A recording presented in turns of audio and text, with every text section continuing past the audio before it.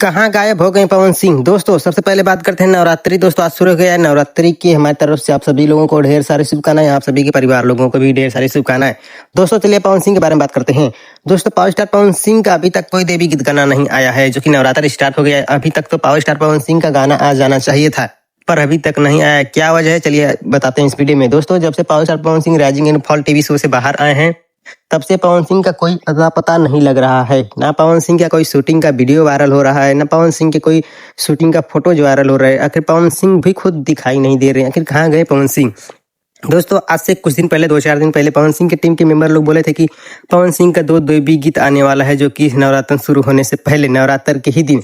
दोस्तों आज 22 सितंबर है और अभी तक पवन सिंह के गाने का अता पता नहीं है।